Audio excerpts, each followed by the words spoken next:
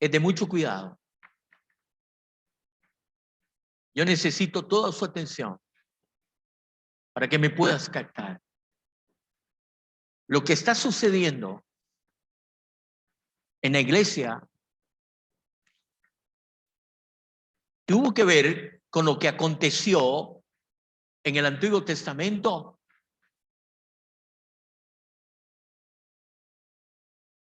y que lo que vivió Jesús un día que tuvo que ir a pasar por Samaria. ¿Qué tiene que ver la visita de Jesús con la mujer samaritana? ¿Por qué esta mujer no tiene nombre? ¿Qué misterio encierra la mujer samaritana que tenga que ver contigo y conmigo? Los misterios que Dios guarda en las Sagradas Escrituras es para ponerle mucha atención. El título que le puse al tema de hoy es: Yo soy el que habla contigo. Juan capítulo 4, versículo 25 y 26. Sé que ha de venir el Mesías, llamado el Cristo. Cuando Él venga, nos declarará todas las cosas. Cuando Él venga, nos declarará todas las cosas. Jesús le dijo: Yo soy el que habla contigo. Qué impresionante, qué impresionante este encuentro que tuvo esta mujer.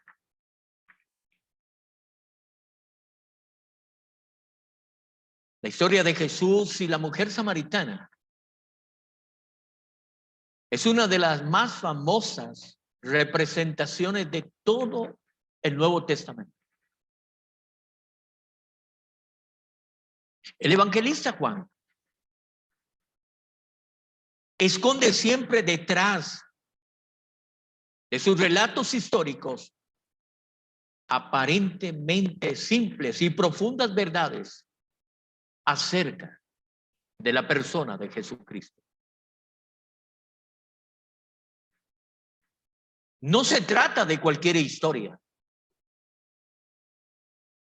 Se trata del relato humano más increíble en el marco de las graves desavenencias que existieron entre los samaritanos y los judíos. Algo que me llama mucho la atención y quiero compartirle a usted son 4 preguntas. Por favor, escríbelas, porque esto le va a ayudar a comprender la magnitud de la profundidad que tiene el mensaje de esta mañana. Tiene un doble sentido la respuesta que da aquí el maestro a esta mujer. Segunda pregunta: ¿por qué el Señor Jesús utiliza el testimonio de esta mujer para referirse a los errores del pueblo samaritano? ¿Qué significa esta historia para nosotros hoy? ¿Y qué enseñanza podemos sacar de la misma?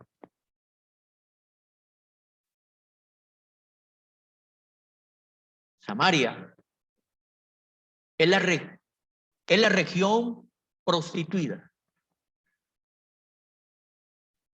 Escúchame bien.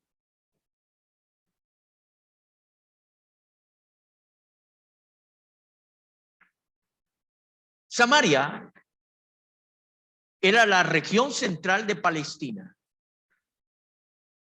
Y Palestina solamente tenía una distancia de norte a sur de solamente 180 kilómetros, perdón. Al sur tenía la ciudad de Judea. Al norte tenía Galilea y Samaria era el centro entre las dos. El odio amargo entre judíos y samaritanos fueron por dos cosas. Póngale mucha atención. El odio que sentían los samaritanos por los judíos era por dos cosas. Número uno, los samaritanos eran mestizos o medio judíos.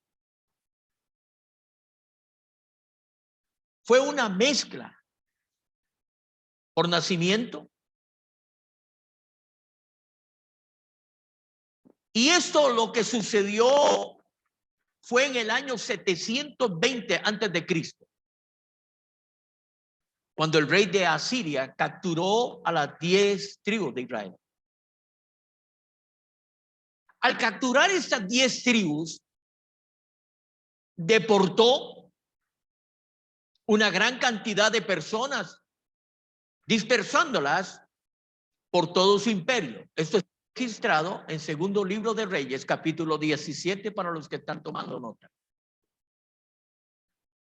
Luego, ese rey de Asiria tomó gente de su propio imperio, el imperio asirio, y lo trasplantó a Samaria para volver a poblar la ciudad de Samaria, que había quedado desolada. El resultado, pues obvio, era natural. Se produjeron casamientos entre ambas razas y la gente se convirtió en una mezcla de la cual fueron por personas trasplantadas. Lo débil que quedó en Samaria, porque los asirios no lo recogieron, y los paganos religiosos que fueron esparcidos y sembrados en Samaria.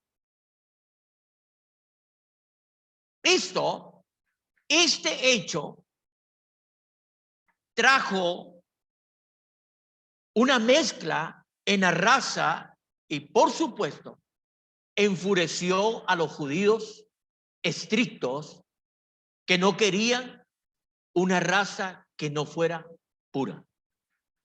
Este es el primer problema del por qué el odio entre samaritanos y los judíos. El segundo punto que vale también rescatar es el grupo trasplantado. Y por supuesto, ellos, al ser trasplantados y vinieron de Siria, trajeron consigo a sus propios dioses. Por consiguiente, obviamente que el Dios de Israel fue el que prevaleció, pero la religión samaritana nunca se convirtió en los judíos puros, por la mezcla que esto ocasionó. Ahora, esto es interesante porque esto ocasiona, estas dos primeras ocasionan tres cosas muy importantes que yo necesito que usted le preste atención. Tres cosas ocasionaron estas dos primeras. Uno, escúchalo bien para que usted pueda entender el trasfondo del por qué los samaritanos, ¿sí?, sentían odio por los judíos. Cuando Esdras condujo a los judíos que estaban en Babilonia por 70 años, el primer grupo que Esdras se trajo El fin de ellos era volver a reconstruir el templo. Cuando Esdras estaba reconstruyendo el templo con el primer grupo que sacó de Babilonia, los samaritanos ofrecieron su ayuda. Escúchalo bien. Los samaritanos le ofrecieron ayuda a los judíos para reconstruir el templo. Pero los judíos lo rechazaron. ¿Y qué produjo esto? Que ellos, por casamiento con aquellos dioses paganos, habían perdido su pureza y su derecho a adorar el único y verdadero Dios, el Dios de Israel. Esta aseveración de que los mismos judíos rechazaran a los samaritanos que le estaban ofreciendo la ayuda para reconstruir el templo y decirle que ellos no eran puros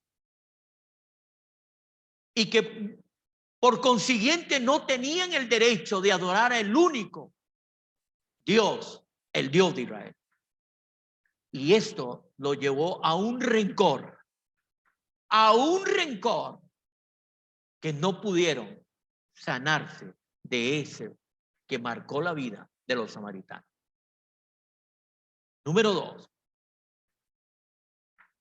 Esto lo que hizo fue que los samaritanos fueran a construir su propio templo, su rival templo, y lo construyeron en el monte Gerizim para competir con el templo de los judíos en Jerusalén. Ahora entienden más o menos la historia del por qué el evangelista Juan describe en su capítulo 4 las desavenencias que tenían los samaritanos, porque ella decía: nosotros adoramos aquí y ustedes adoran allá. Pero el Señor le dijo: ahora lo entienden. Por estas cosas ellos levantan un templo, porque ellos querían ayudarle a los judíos a reconstruir el templo. Y al no aceptarlo, ellos se fueron a competir con su propio templo. Tercera cosa, y esto es muy importante. Los samaritanos, al no tener una ley que los podía dirigir, ellos hicieron su propia historia de las Sagradas Escrituras. Póngale mucha atención. Ahora entiende por qué proliferan tantas ideologías y tantos gente que dice tener su fe, que dice conocer las Sagradas Escrituras, porque tienen su propia interpretación y no la única ley que mantenían los judíos dada por Moisés en el monte del Señor. Esto hizo que los samaritanos tuvieran su propia ley. ¿Y cuál era su ley? Solamente ellos tenían los 5 primeros libros del Pentateuco. Esa era su ley, la que Moisés había escrito. Y por consiguiente, ellos se iban a preparar, a capacitar, a instruir con solamente los 5 primeros libros del Pentateuco. Los 5 primeros libros que escribió Moisés. Perdiendo en sí la riqueza de los salmos y de la palabra profética que Dios había dado a ellos, porque ellos se quedaron con solamente 5 libros del Pentateuco. Si usted está tomando nota y usted lee en Juan capítulo 8 del versículo 33 al 39, eso está registrado ahí. Distorsionaron la ley y distorsionaron la historia por 3 cosas. Ellos asumieron, 1, que el más grande acontecimiento se dio en el monte Gerizim, en el lugar donde se estableció el pueblo. Segundo, era el lugar donde Abraham había ofrecido a Isaac en sacrificio. Y tres, donde Moisés construyó el primer altar luego de conducir al pueblo de esclavitud de Egipto. Por estas tres cosas, ellos sintieron el precedente de que estas tres cosas eran suficientes para que ellos pudieran establecer su propia historia. Cuando ellos dicen en el libro de Juan, en el capítulo 8, descrito y alegando con el propio maestro, con Jesús, los mismos judíos decían, nosotros no somos esclavos de nadie. ¿Cómo no decir que no tenían esclavos si ellos fueron esclavos de los asirios?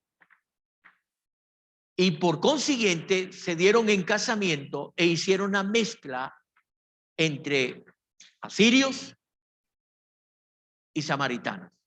Y de ahí salió esa mezcla. Póngale mucha atención porque esto es muy importante. Juan capítulo 4, por favor, acompáñeme. Si usted puso atención a esta introducción, lo que sigue le va a ser más fácil. Estaba allí el pozo de Jacob. Entonces Jesús, cansado del camino, se sentó junto al pozo. Era como la hora sexta y vino una mujer samaritana a sacar agua. Y Jesús le dijo, dame de beber. Le pregunto yo a usted, ¿por qué esta mujer no aparece con nombre? ¿Será que el Señor venía a rescatar a una mujer? ¿O más bien venía Jesús a establecer el perdón entre samaritanos y judíos? ¿No era acaso que Jesús estaba más interesado en toda una nación de los samaritanos que una sola mujer, a los cuales tenía 5 maridos y el sexto que tenía no era su propio marido? ¿Es acaso que estos dioses tienen que ver, estos maridos tienen que ver con los dioses que se hicieron los samaritanos? ¿Es acaso que estos 5 y el sexto marido tiene que ver con los dioses que hoy la iglesia de este siglo tiene y los tiene activos? Lo que nos han hecho entender a través de este pasaje es que Jesús iba a ir a rescatar a una mujer. Jesús iba a ir a rescatar una nación que por las desavenencias de no ponerse en un acuerdo, por las desavenencias de esas fricciones entre ser pagano y no lo ser puro en una raza y ser combinado por el casamiento y por el flagelo de una nación cuyo poder militar, como eran los asirios, llevaron cautivos a todos aquellos que no pudieron más que simplemente vivir su propia historia en esclavitud. Entonces, esto lo que nos hace entender es que Jesús, escúchame esto, Jesús siempre va a tratar con usted a solas. Esta mujer conocía, ¿sí?, a Moisés como el legislador.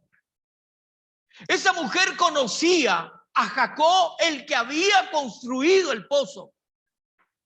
¿No es acaso en representación de este pozo aquella necesidad de venir a saciar su sed espiritual, religiosa, en el pozo de la ley?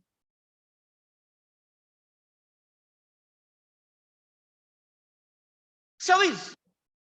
Muchas veces nosotros no entendemos que la religión nunca podrá saciar la necesidad espiritual que tú y yo tenemos.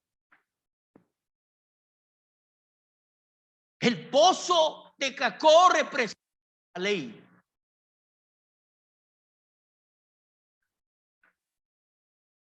Pero es que acaso ella se le estaba dando la oportunidad de conocer el auténtico don de la revelación de Jesucristo para saciar la sed que solo la gracia satisface.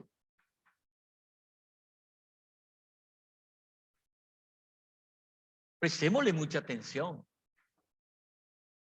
porque esto nos puede ayudar a poder entender por qué muchos todavía no se han definido en cuanto a quién deben de seguir.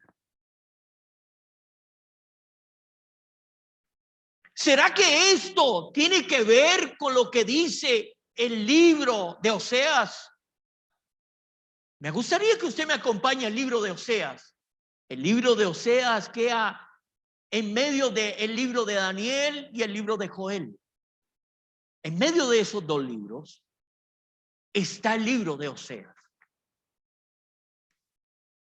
¿Será que este encuentro tiene que ver con lo que el Señor le dijo a través del profeta a Samaria? Escucha lo que dice.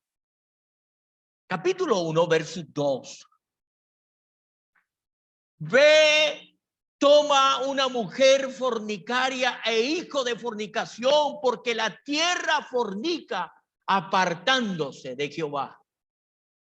En otras palabras, Dios le está diciendo al profeta: ve y busca una prostituta, allégase a ella y ten hijos con ella, para que tú puedas poderme entender el corazón de lo que yo siento.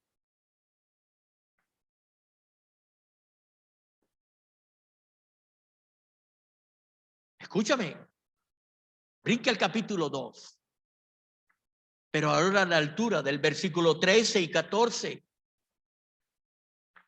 Y la castigaré por los días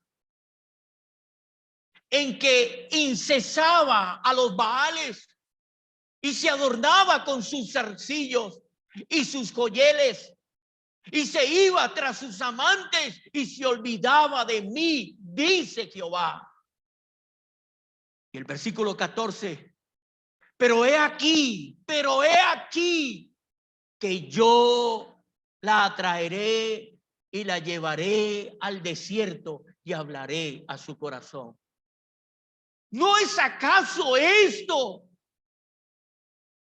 lo que Dios estaba anunciando con aquella mujer que la iba a llevar a solas para acercarse a ella y hablarle directo a su corazón?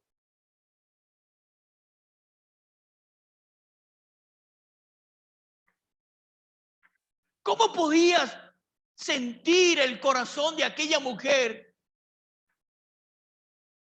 que 5 maridos nunca la satisfacieron su necesidad y todavía el sexo no era su propio marido? Ahora entiende por qué esta mujer estaba sola. Ahora entiende por qué los discípulos se fueron a conseguir comida en el tanto de que Jesús estaba en el pozo. La ley nunca saciará la sed, pero la gracia de Dios, la bendita gracia por el don misericordioso de Dios, la llevó a solas al desierto para tener un encuentro personal con ella, para que no se sintiera. Hay cosas en nuestro pasado, mi amada iglesia, que necesitan ser tratadas por Él para que podamos perdonar y olvidar y así poder vivir la vida de libertad que Él ofrece. Nadie mejor que la gracia podía entender lo que podía estar sintiendo esta mujer en representación de toda la nación de Samaria. Mi amada, póngale mucha atención, porque Dios le va a hablar a más de uno. Dios siempre tratará a solas contigo. Dios no vino a avergonzar y mucho menos a sacar los chuicas viejos de tu pasado y el mío. Dios viene a poner a cuentas lo que no está a cuenta.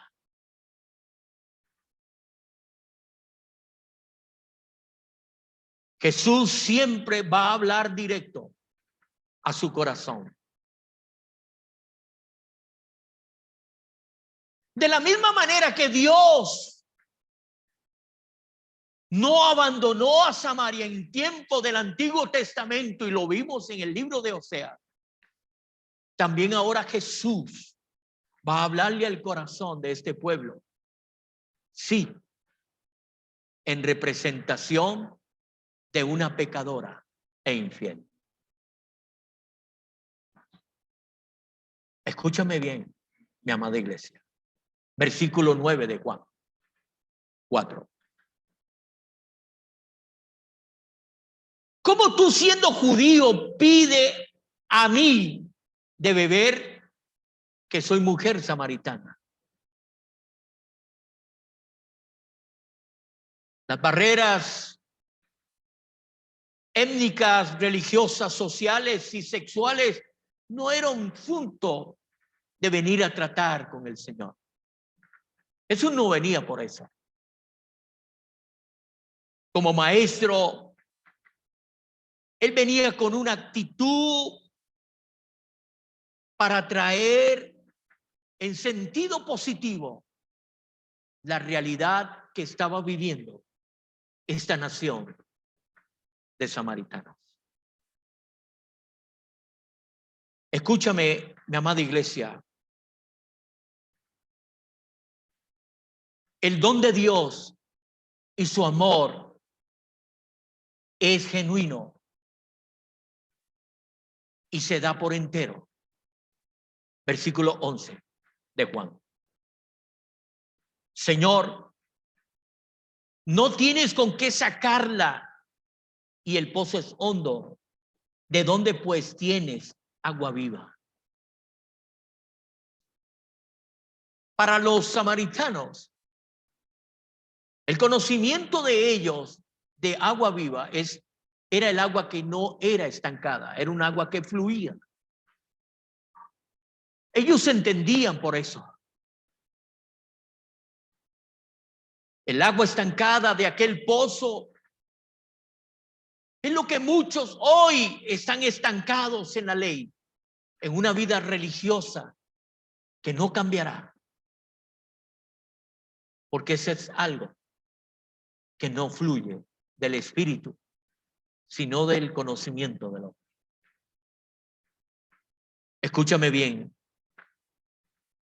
porque esto es importante. Versículo 13 y 14 de Juan. Cualquiera que bebiere de esta agua volverá a tener sed. Mas si bebiere del agua que yo le daré, no tendrá sed jamás, sino que el agua que yo le daré será en él una fuente de agua que salta para vida eterna.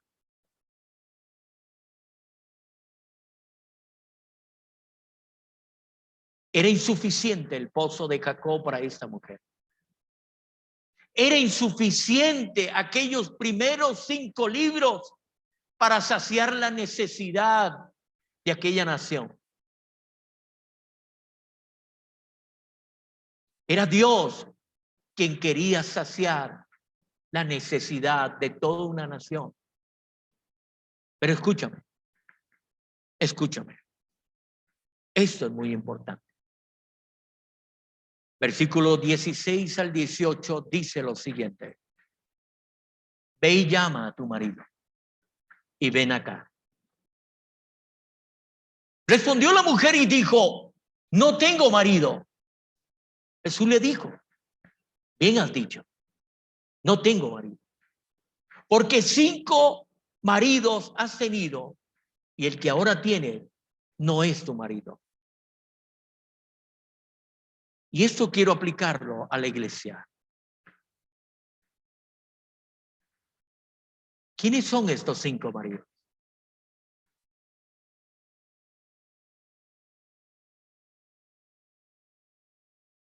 ¿Quiénes son estos 5 maridos?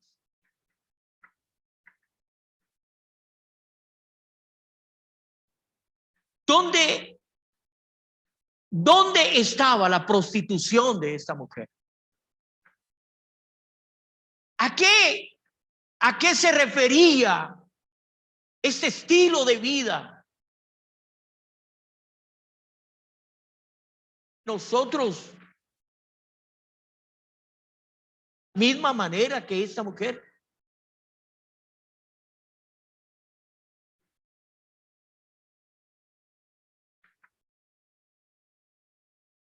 Escúchame.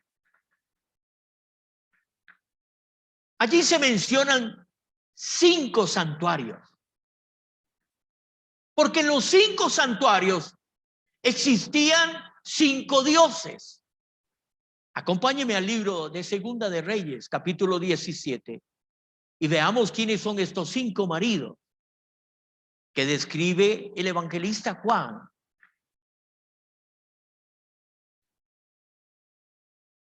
¿Eran acaso 5 santuarios de dioses paganos?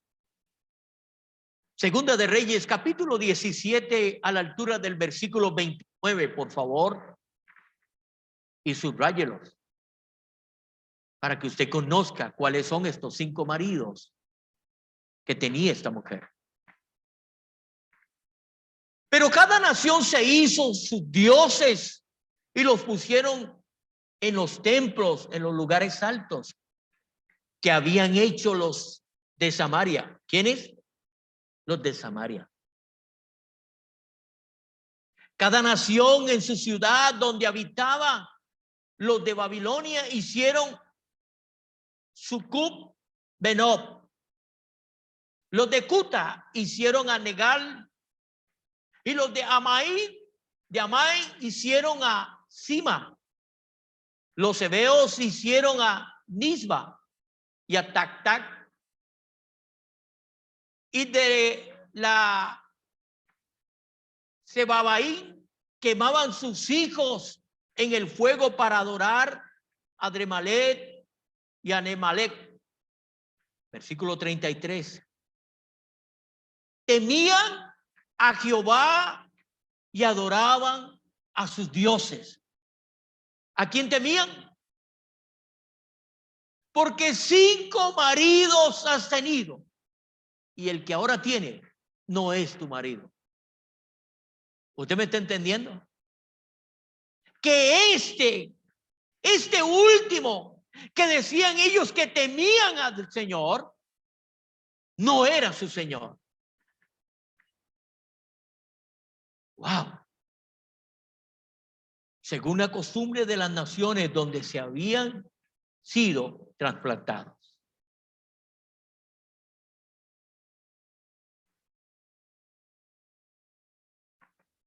Escúchame bien, mi amada iglesia, escúchame bien.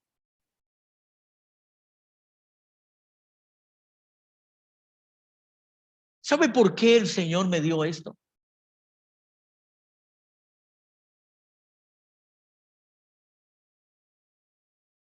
No es interpretar un texto creyendo que lo que dice es correcto si no se conoce el trasfondo del texto.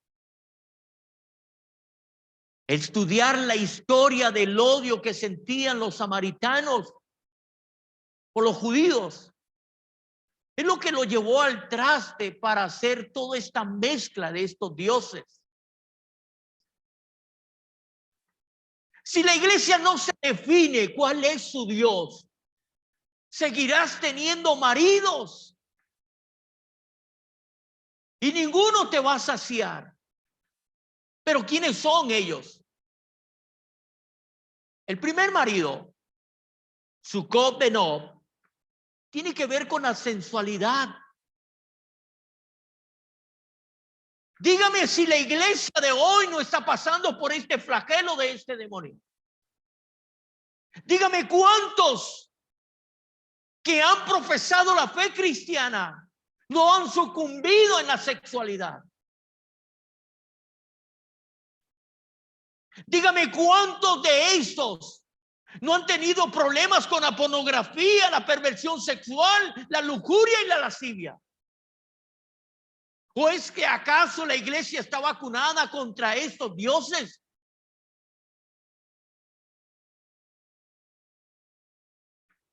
Los samaritanos habían llevado ese Dios. Por eso es que los judíos puros en su raza no querían hacer esa mezcla, porque ellos adoraban a un solo marido.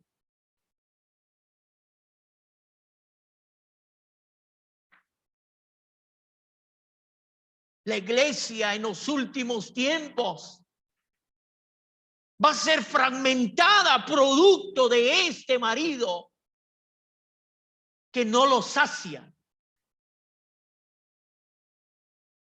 El segundo marido, Negal, tiene que ver con el ego y con el orgullo. Es el gran hombre que está llevando a muchos a la muerte. Y eso tiene que ver con la independencia, que es contrario a la dependencia.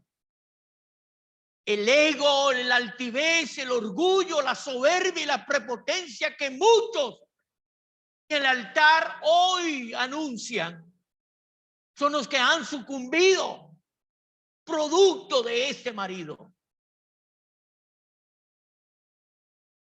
¿Cuántos se creen conocer mucho y dependen de su ego? Y esto tiene que ver con el intelecto, ya no con el Espíritu Santo. Su dependencia es su conocimiento intelectual, pero no su corazón inclinado a aquel Espíritu de Dios que vino a guiar a toda verdad. Su propia revelación es producto de su intelecto, aun cuando no importando la interpretación que den al texto.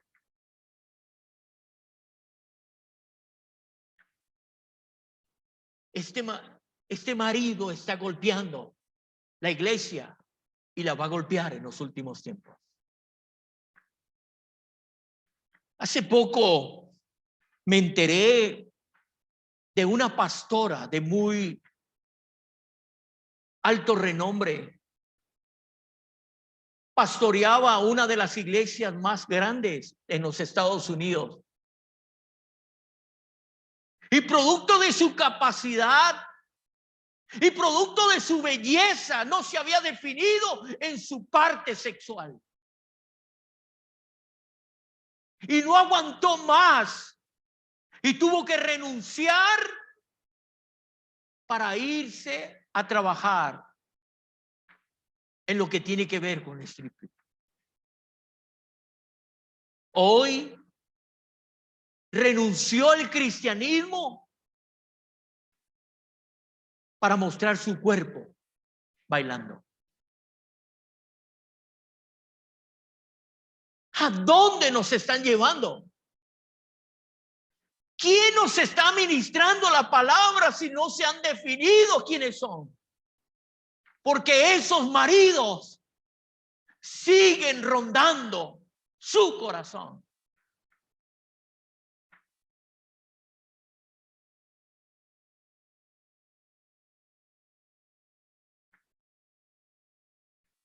El tercer marido, Acima.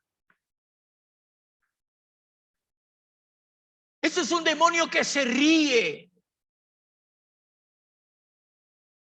cuando la gente sucumbe en el pecado. Este tiene que ver con el sentido religioso y no espiritual.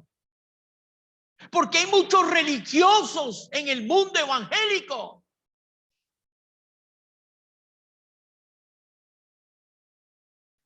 Conste que dije en el mundo evangélico, no dije en el reino.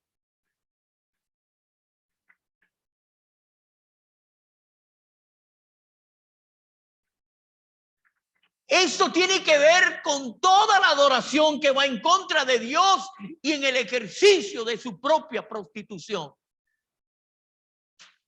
Se están prostituyendo espiritualmente porque la religión lo lleva a eso. Son religiosos. Dicen conocer la verdad, pero no viven la verdad.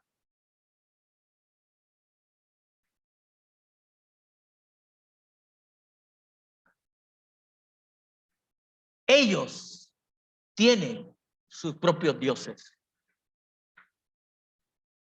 Claro que en esta mañana tenemos que reflexionar a ver cuántos maridos tenemos.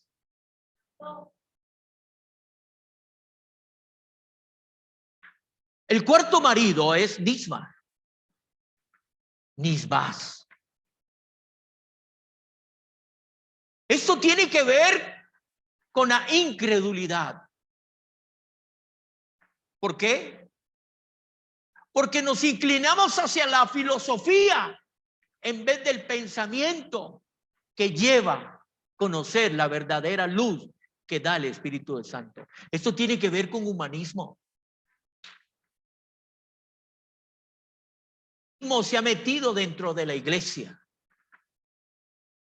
Han traído las filosofías de afuera, los conceptos erróneos de afuera y lo quieren implementar dentro de la casa del Señor. Ese es el paganismo moderno, el posmodernismo que ha venido a proliferar todos los sentidos de la casa de Dios.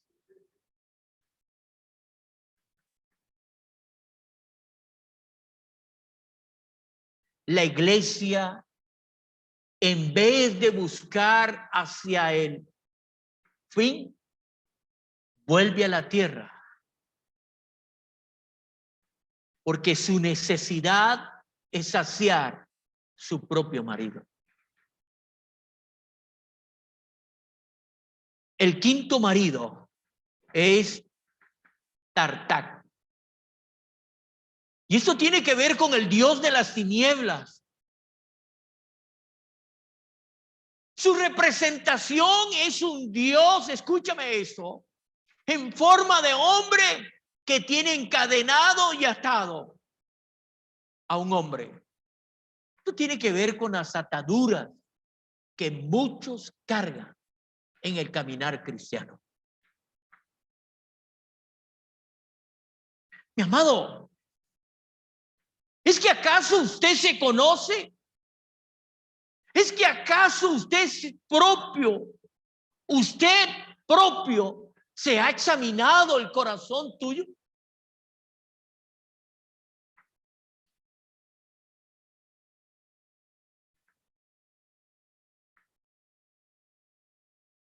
Decir que no se tiene ataduras es vivir en libertad. Pero lo que muestra la iglesia es contrario.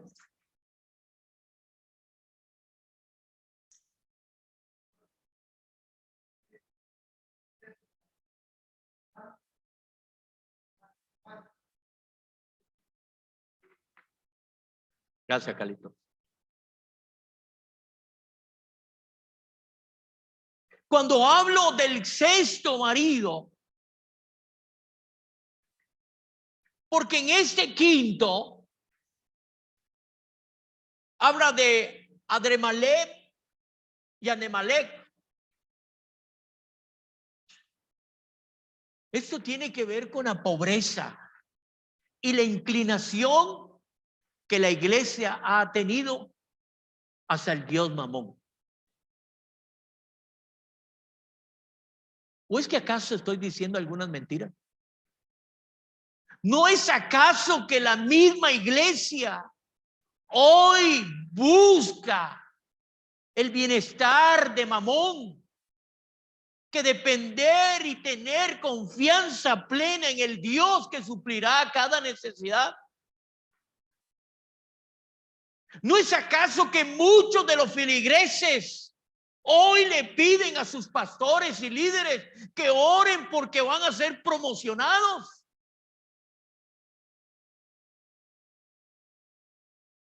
Claro que están atados, porque el Dios Mamón controla su filosofía y pensamiento para un futuro seguro. No dependen de Dios. Dependen de una estabilidad con Mamón primero.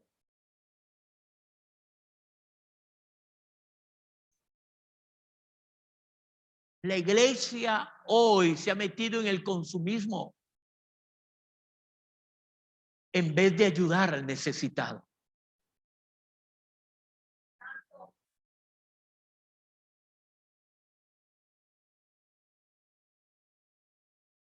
En esta mañana, de verdad, en esta mañana, yo quiero que usted me acompañe al libro de Oseas. Vuelva al libro de Oseas.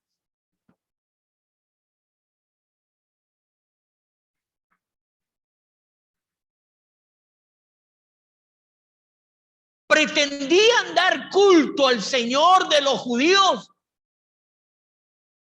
En realidad habían roto con él. Sin embargo, ve el amor.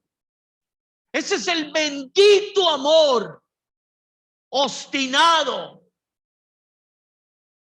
puro,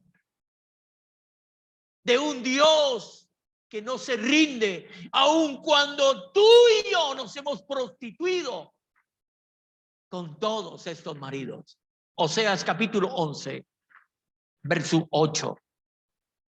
Dice la palabra del Señor: ¿cómo podré abandonarte, oh Efraín? ¿Cómo? ¿Te entregaré yo, Israel? No. Mi corazón se conmueve dentro de mí. Se inflama toda mi compasión por ti, que te has prostituido. Ese es el Dios que te persigue. Ese es el Dios que no cesa de buscarte aún en los diferentes prostíbulos con nuestros dioses paganos que estamos adorando.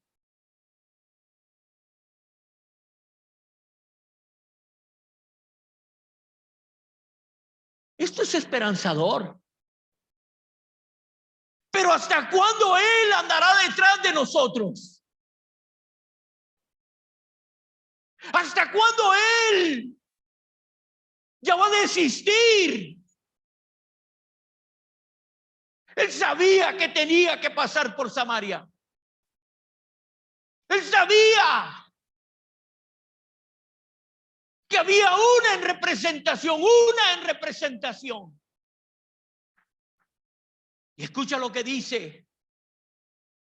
Quiero concluir con los versículos 28 y 29 del libro de Juan. Por favor, léala. Y si se escucha mejor.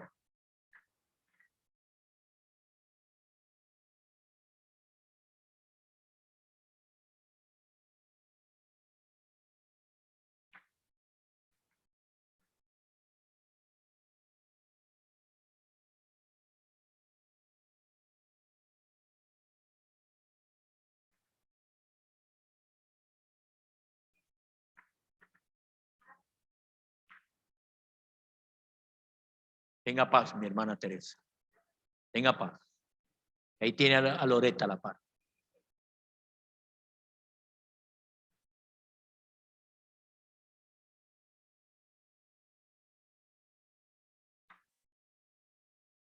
¿Cómo podría abandonar? ¿Cómo podría dejarte ir? ¿Cómo podría destruirte como a alma, a devolverte como a cebollín? Mi corazón está desgarrado dentro de mí y mi compasión se desborda. Ah.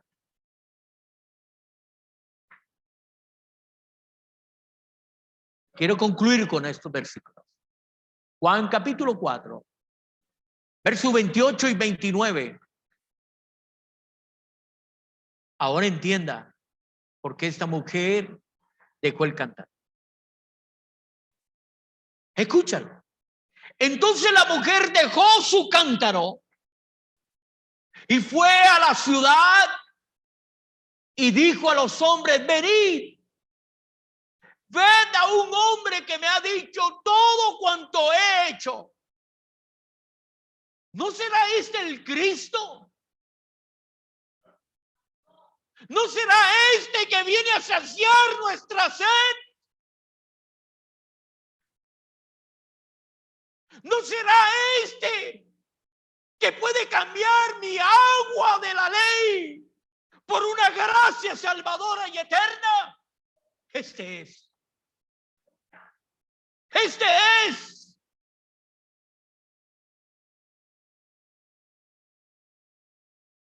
Ahora corrió esta mujer,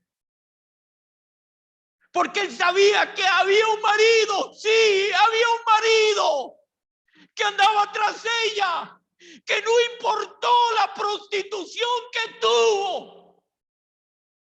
La buscó hasta que la encontró. Él vino a saciar tu necesidad. Él vino a llenar tu corazón de aquellos que lo ensuciaron, te profanaron.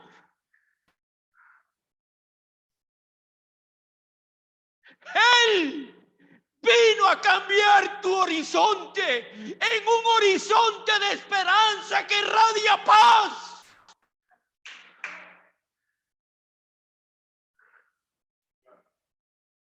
Yo soy el que habla contigo. Yo soy tu único marido. Porque muchos has tenido. Porque muchos te dañaron, te marcaron, te flagelaron. Pero yo he venido. Dice el Señor, yo he venido a cambiarte tu ley por gracia. Pongámonos en pie.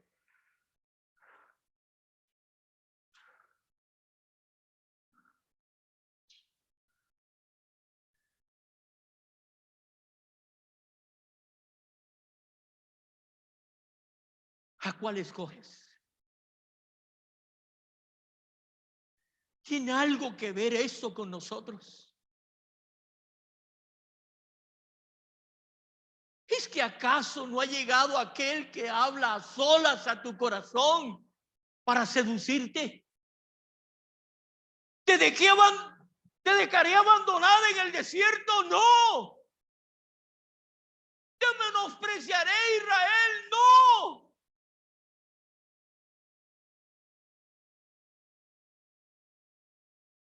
Él no parará hasta encontrarte contigo a solas. Porque muchos tienen rencor, ataduras. Solo Él tienes palabra de vida eterna. Solo Él tiene un cántaro que corre agua de vida eterna.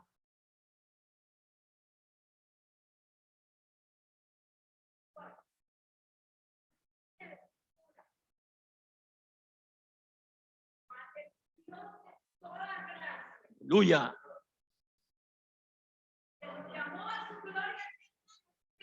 Aleluya.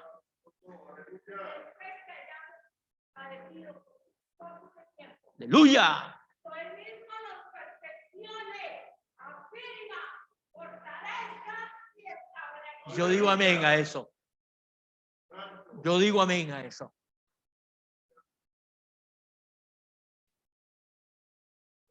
Yo te quiero dejar una invitación. Que hay un marido que anda buscando tu corazón. Padre, en el nombre poderoso de Jesús, sella esta palabra con el Espíritu Santo. Porque sí hay esperanza para botar todos los maridos, dioses paganos, para que uno venga a saciar mi necesidad por siempre y para siempre. Padre, que hoy las ataduras caigan. Que hoy los dioses de la sexualidad, de las filosofías huecas y mundanas,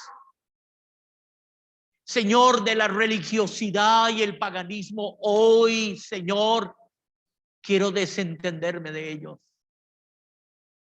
Señor, estoy hoy en el pozo para que sacies mi necesidad de ti, Señor. Quiero serte fiel, porque nunca he podido serte fiel. Libértame para poder ser libre contigo y disfrutarte para siempre. En el nombre de Jesús, que así sea.